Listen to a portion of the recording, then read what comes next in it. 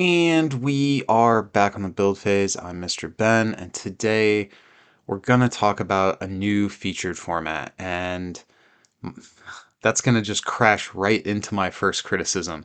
So, the new featured format is called Second Chance, and you might go, hey, that's not new. We've already had Second Chance before, and you would be correct, but this is a different version of Second Chance. So, this Second Chance is going to go into effect fall of 2023. So it's going to start October 1st. It's going to run through the end of the year, December 31st, and it's going to involve volumes 4 and 5. Now, maybe the intent is from here on out for every time they use a second chance format, that is always going to mean essentially 2 years worth of product. If that is the case, I think that is not the best choice. So this doesn't have much to do with the format itself, but just in terms of naming convention. When we first had a second chance format, it felt like a lot of the cards in that format were being given a literal second chance to see some competitive play, because these were all cards that came out during the pandemic when we only had online play. We didn't have a Gen Con.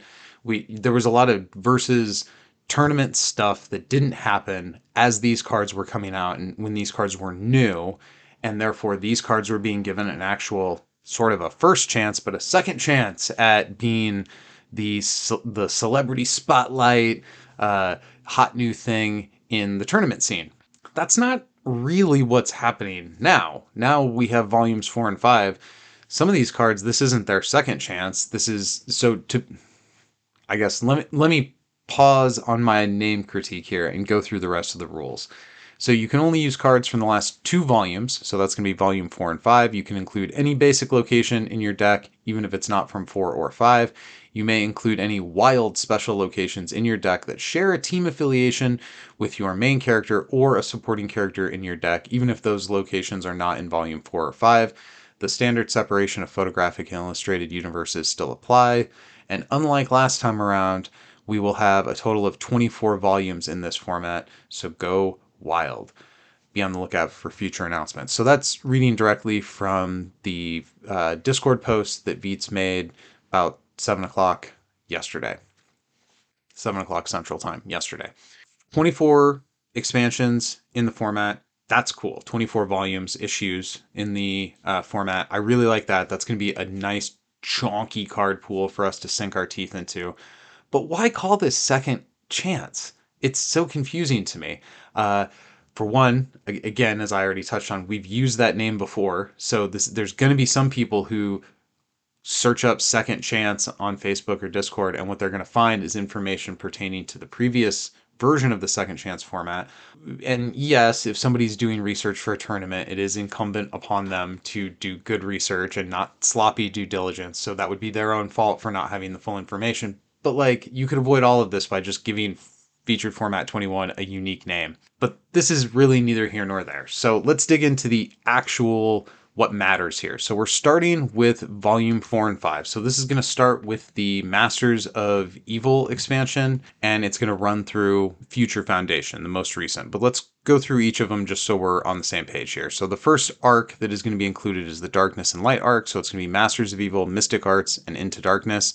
Then we have the whole Civil War arc. So Civil War Battles, Secret Avengers, Thunderbolts, the Symbiote arc and the 3 issues that are contained therein, Crossover Volume 4, then we have the Disney Plus arc of WandaVision, Falcon, Winter Soldier, and Loki, the new X-Men stuff, the Heroes of Krakoa arc, Mortal Kombat 11, The Boys, AEW, and finally the Cosmic Power arc, which is the new Fantastic Four stuff.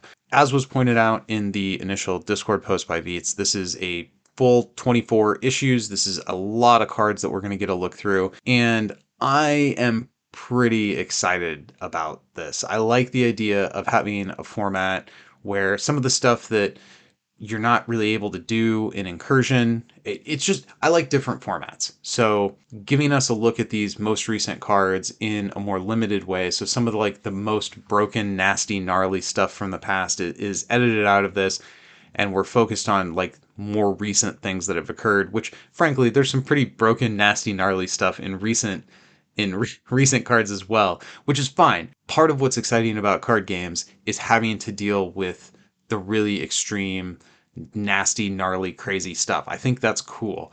So, but the same big hitters always showing up at the board is generally where I start to complain about things.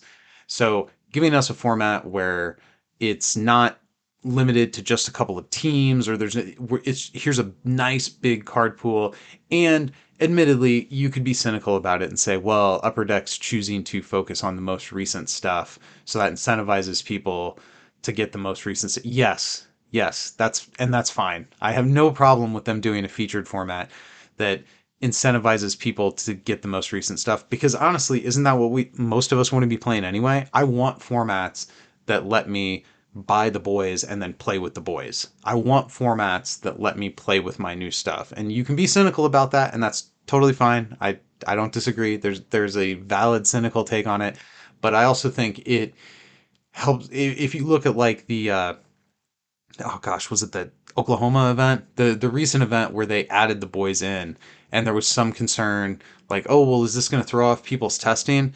Well, no, the people who are coming actually just want to be able to play with the new cards. So I think that's cool. This format feeds into that, and I'm looking very forward to playing with some of these cards, like that new Masters, or it's not even new anymore. It still feels new to me. The Masters of Evil Ultron without Sentinels for him to mess around with. Seeing some of these cards, are these cards actually going to be that good without some of the other things that enabled their brokenness? And that's cool. So this is positive. I really, the only criticism I have for the format is I wish they would have given it a distinct and unique name so as to avoid confusion, but it's fine. It's fine.